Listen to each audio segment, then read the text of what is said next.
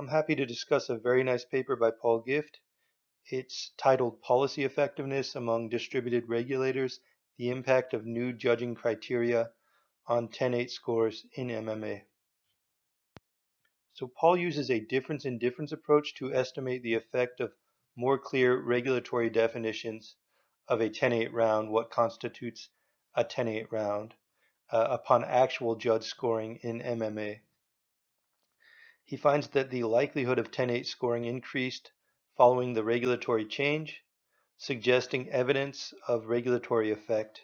Some judges appear to have not known how to distinguish between a 10-8 and a 10-9 round in the absence of regulatory criteria. This was particularly the case among judges who were not either Nevada or traveling judges, where these judges typically see more matches and are, quote, at the forefront of the sport's evolution. By 2019, all judging groups had reached statistical parity.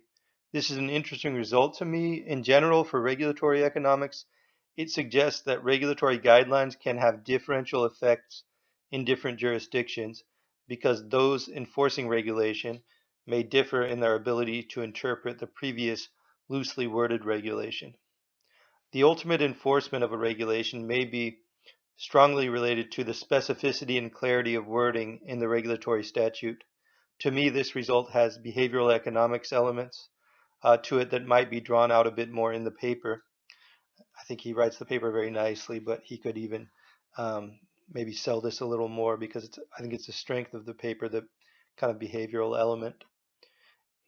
In his book Nudge, or in their book Nudge, Thaler and Sunstein talk a lot about the accessibility of decision support documentation and its effect on behavior.